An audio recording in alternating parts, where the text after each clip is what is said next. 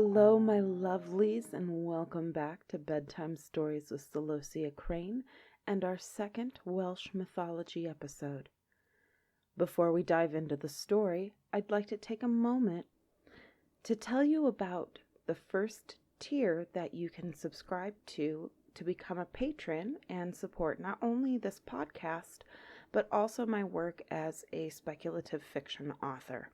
If you're not familiar with that term, it's a broad term that covers both fantasy and science fiction.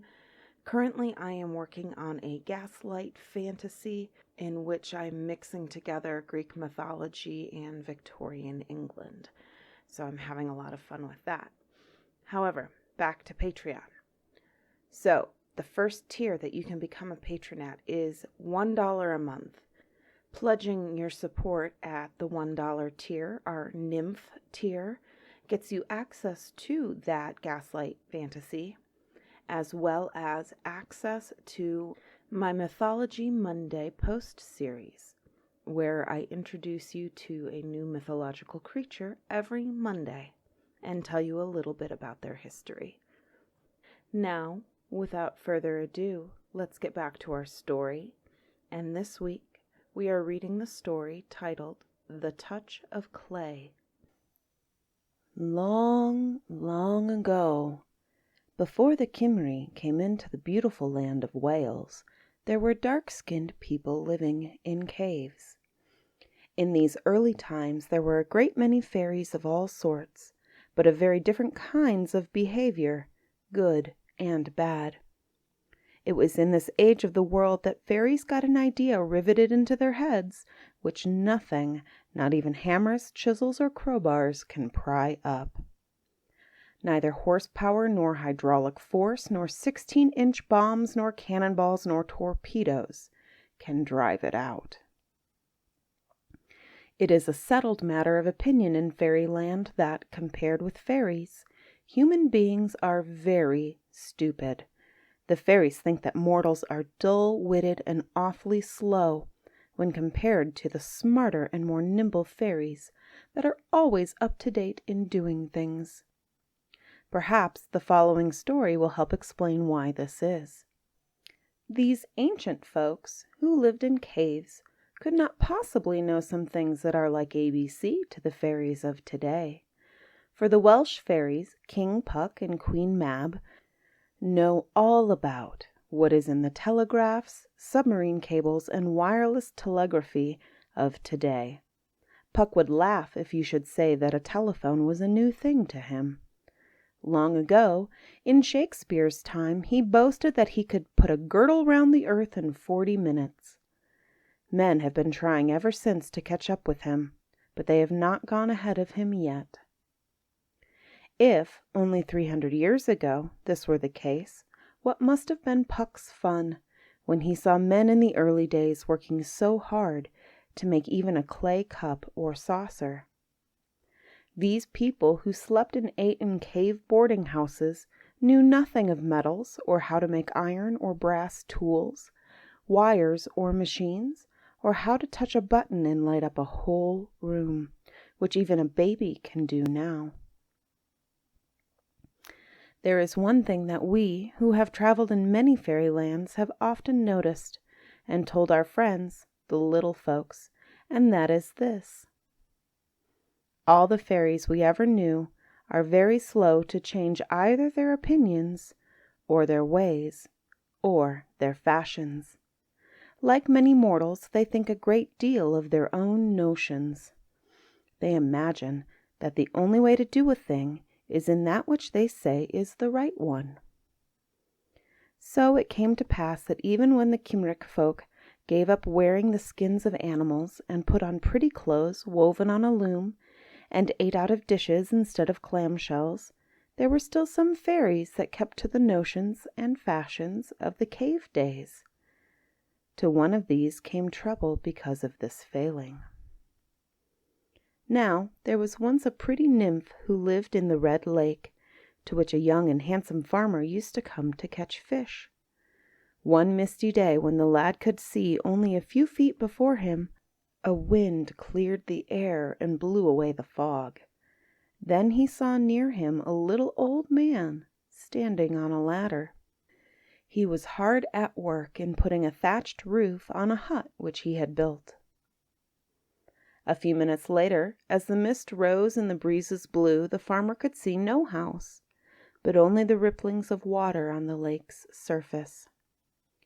Although he went fishing often, he never again saw anything unusual during the whole summer. On one hot day, in the early autumn, while he stopped to let his horse drink, he looked and saw a very lovely face on the water. Wondering to whom it might belong, there rose up before him the head and shoulders of a most beautiful woman. She was so pretty that he had 2 tumbles. He fell off his horse, and he fell in love with her at one and the same time. Rushing toward the lovely vision, he put out his arms at that spot where he had seen her, but only to embrace empty air. Then he remembered that love is blind. So he rubbed his eyes to see if he could discern anything. Yet, though he peered down into the water and up over the hills, he could not see her anywhere. But he soon found out to his joy that his eyes were all right, for in another place the face, flower-crowned hair, and her reflection in the water came again. Then his desire to possess the damsel was doubled, but again she disappeared, to rise again somewhere else. 5 times he was thus tantalized and disappointed. She rose up and quickly disappeared. It seemed as though she meant only to tease him. So he rode home, sorrowing, and scarcely slept that night. Early morning found the lovelorn youth again at the lakeside, but for hours he watched in vain. He had left his home too excited to have eaten his usual breakfast, which greatly surprised his housekeeper. Now he pulled out some sweet apples, which a neighbor had given him, and began to munch them, while still keeping watch on the waters. No sooner had the aroma of the apples fallen on the air than the pretty lady of the lake bobbed up from beneath the surface, and this time quite near him. She seemed to have lost all fear, for she asked him to throw her one of the apples. "Please come, pretty maid, and get it yourself," cried the farmer. Then he held up the red apple, turning it round and round before her to tempt her by showing its glossy surface and rich color. Apparently not afraid, she came up close to him and took the apple from his left hand. At once he slipped his strong right arm around her waist and hugged her tight. At this she screamed loudly. Then there appeared in the middle of the lake the old man he had seen thatching the roof by the lake shore. This time, besides his long snowy beard, he had on his head a crown of water lilies. "Mortal," said the venerable person, "that is my daughter you are clasping. What do you wish to do with her?" At once the farmer broke out in passionate appeal to the old man that she might become his wife. He promised to love her always, treat her well, and never be rough or cruel to her. The old father listened attentively. He was finally convinced that the farmer would make a good husband for his lovely daughter. Yet he was very sorry to lose her, and he solemnly laid one condition upon his future son-in-law. He was never, under any pretense or in any way, to strike her with clay, or with anything made or baked from clay. Any blow with that from which men made pots and pans and jars and dishes, or in fact with earth of any sort, would mean the instant loss of his wife. Even if children were born in their home, the mother would leave them and return to fairyland under the lake, and be forever subject to the law of the fairies, as before her marriage. The farmer was very much in love with his pretty prize, and as promises are easily made, he took oath that no clay should ever touch her. They were married and lived very happily together. Years passed, and the man was still a good husband and lover. He kept up the habit which he had learned from a sailor friend. Every night, when far from home and out at sea, he and his mates used to drink this toast: "Sweethearts and wives, may every sweetheart become a wife, and every wife remain a sweetheart, and every husband continue a lover."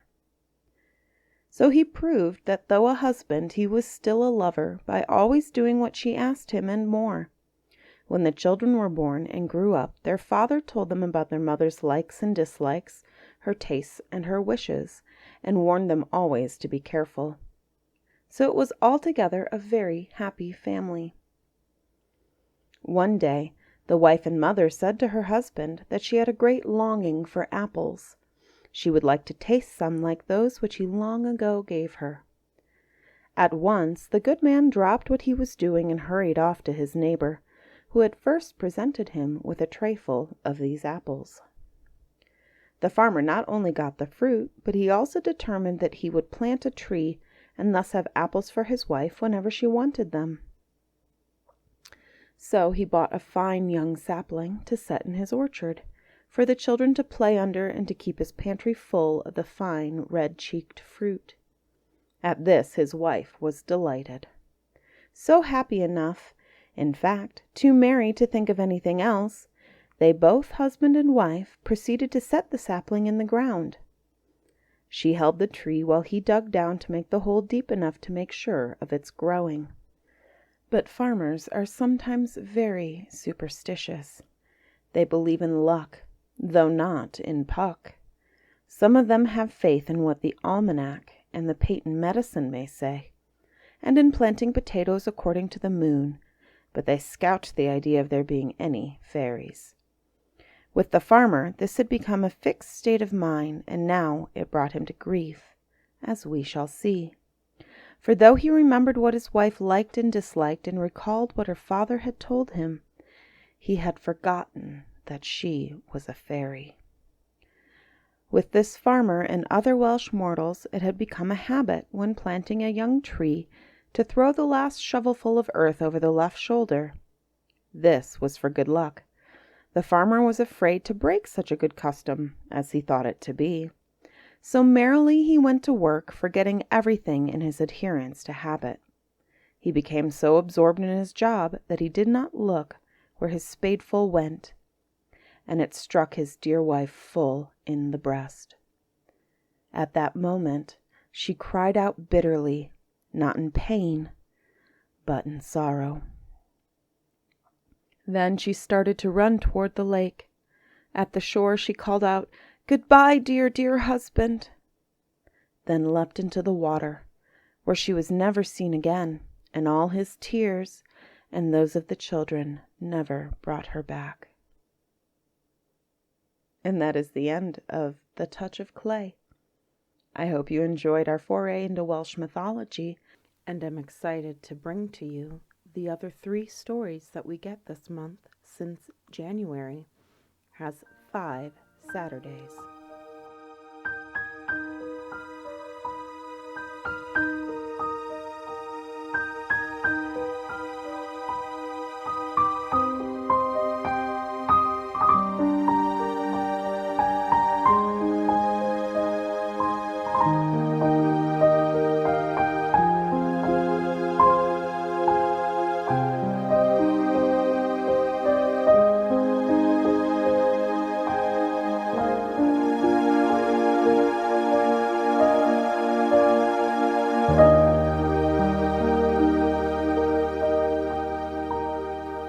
Bedtime Stories with Celosia Crane is produced solely through the support of my patrons on Patreon.